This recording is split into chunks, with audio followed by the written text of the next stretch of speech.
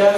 Selanjutnya panelis yang dipersilakan untuk maju dan berdiskusi dengan Pak Ganjar adalah Asmi.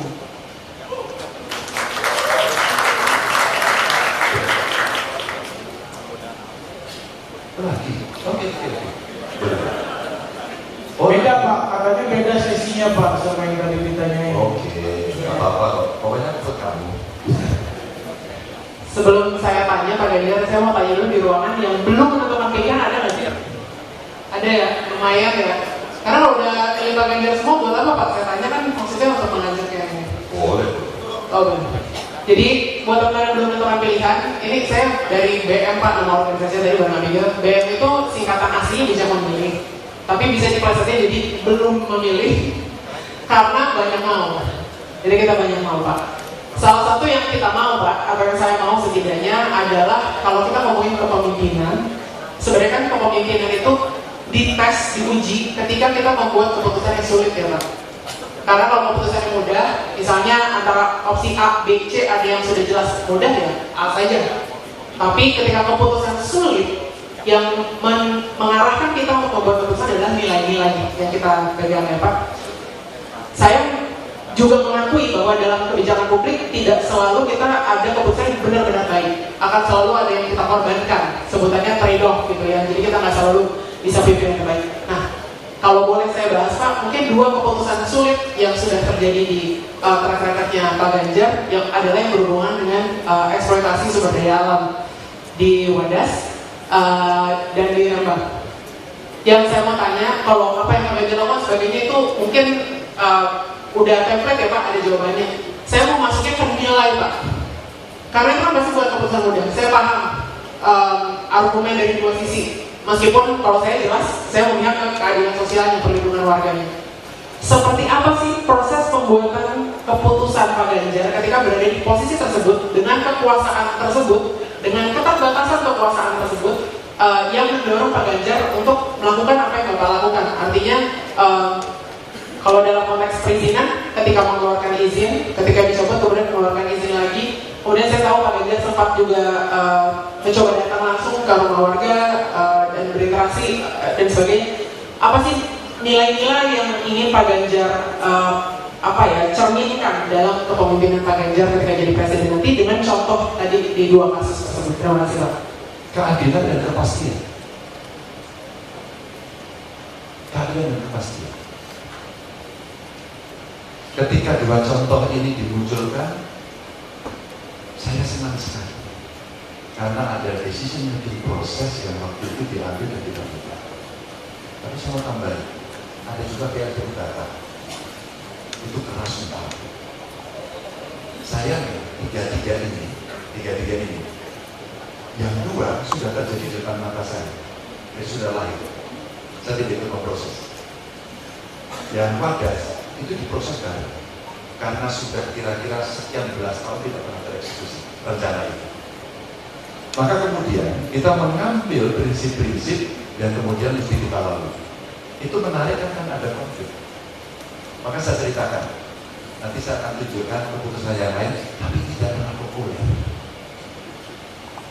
Ketika tidak ada masalah, maka seorang pemimpin tidak boleh menghindar. Dia harus ambil. Dia tidak perlu memandang apakah ini pekerjaanmu atau pekerjaan pada layer yang lain. Saya tidak bisa sekedar menyalahkan, ini tanggung jawab bupati, ini pekerjaan pusat. Maka dalam konteks nilai keadilan, apa sih yang kemudian terjadi? Saya mendengarkan. Kenapa kemudian saya datang? Saya datang. Waktu Rembang saya datang, saya ketemu, kami dialog. Maka apa dari sisi keadilannya? Ini sudah terjadi baik. Lalu prosesnya apa yang terjadi? Oke. Keputusan yang mesti diambil dan Anda harus laksanakan apa? Saya awasi sekarang. Kalau Anda hari ini tidak memperbaiki keputusan Anda, saya cabut. Jadi perbaiki. Tata kelola pertambangannya, delineasinya, tingkat kedalamannya sampai ke situ. Tapi harus saya ceritakan. Oke. Setelah selesai, apa yang didapatkan oleh masyarakat lingkungan di situ? Maka kemudian 6 desa, BUMDesnya punya sangat perusahaan. Ownership sistemnya kemudian kita masukkan ke sana. Dan ini sebenarnya Saya jadikan satu prinsip bagaimana kemudian menyelesaikan persoalan itu. Tentang selesai. Tapi saya pernah datang Pak sana, sekalipun belum. Karena masih ada beberapa hal yang belum tuntas dia selesaikan dan itu masih menjadi hutang, maka Pak Ganjar tolong datang. Tidak. Itu delegasi. Ya pasti. Boleh kalau singkat, kalau dalam konteks negosiasi Pak, terutama kalau kita ngomongin perizinan Pak, itu kan selalu ada relasi kuasa yang tidak berimbang ya Pak. Ya. Artinya pun ketika kita bilang ayo kita dudukkan, kita dengar semua pihak yang ada, Ya. kekuatan atau relasi kuasa ekonominya, relasi politiknya, itu kan sebenarnya tidak setara ya Pak, sudah pasti tidak setara. Betul. Artinya ketika kita bilang oh akhirnya ada masyarakat yang mereka hadapi yang saya baca ancaman, rayuan dibayar, tapi juga sebenarnya termasuk dalam bentuk ancaman fisik dan sebagainya. Ya, ya. Nah, artinya kepastian itu satu hal, tapi bagaimana apa itu keadilan Pak ketika dalam proses pembuatan kebijakannya masyarakatnya tidak dilindungi, artinya mereka sangat-sangat rentan terhadap segala force yang datang dari semua arah yang ingin mendorong dibukanya ya apa itu pabrik semen maupun bentuk ekspor pertambangan di sana gitu Pak. Ya. Kalau saya kasih pabrik semennya sudah, maka pertambangannya saya. Ketika itu kemudian sudah terjadi, saya taruh orang untuk negosiasi dan baik-baik. Baik-baik. Maka prosesnya sampai sekarang. Videonya saya upload, tidak ada yang satu itu bisa pun dan saya hadir. Mereka marah, saya terima kemarahan. Mereka mencaci maki, saya terima caci makian. Karena saya yang memimpin Jawa Tengah, itu bukan pekerjaan saya, tapi saya bertanggung jawab. 2 tahun saya taruh orang di situ untuk berdiskusi, dan kami menemukan seluruh cerita yang tidak sama dengan yang kita ditemukan. Oke, 2 kasus sudah terjadi. Saya sampaikan 2 kasus. Saya menolak pertambangan di Wonogiri. Apakah Anda tahu? Apa pertambangannya? Mas, saya tidak izinkan dan saya ditekan. Keadilan dasar. Ini belum terjadi soalnya. Saya yang mengurus izin. Saya akan memberi izin maksudnya. Maka saya katakan, apakah dari aspek lingkungan ini bagus? Tidak Pak. Kenapa tidak? Kemungkinan depositnya nggak tinggi Pak. Dan itu mesti membebaskan sekian lahan Pak. Nanti telinnya akan jadi masalahnya jadi masalah Pak. Lalu bagaimana menurutmu? Pak, kita tidak rekomend. Putus tidak datang. Lalu datang seseorang menekan saya. Saya kenal orangnya. Mas Ganjar, kita nggak bisa, kita sudah melakukan ini lama, tiba-tiba Anda putuskan. Tidak, Anda tidak memesan. Pabrik emas Wonogiri, saya kasih tahu orangnya. Yang kedua apa? Pabrik semen di Kebumen. Saya kenal betul baik.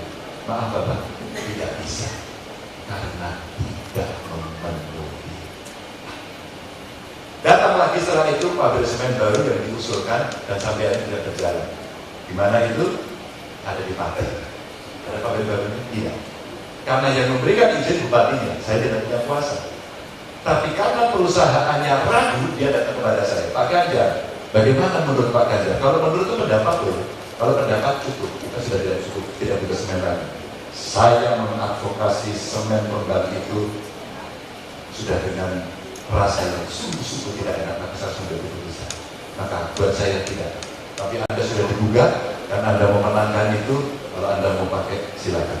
Tapi saya tidak, karena ini dia afiliasinya di perusahaan besar yang ada di Jerman sana, maka Jerman juga bertanya-tanya soal kepastian. Maka saya jelaskan, karena dia minta pendapat kepada saya, maka saya berpendapat. Tapi sebenarnya ada 3 eksekusi, silakan dieksekusi.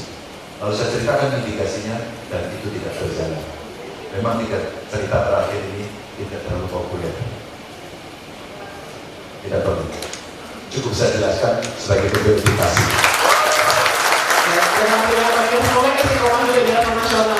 Oke, terima kasih. Terima kasih untuk Azu dan Pak Ganjar. Masih ada 2 panelis lagi, sabar ya Pak. Panelis selanjutnya dipersilakan.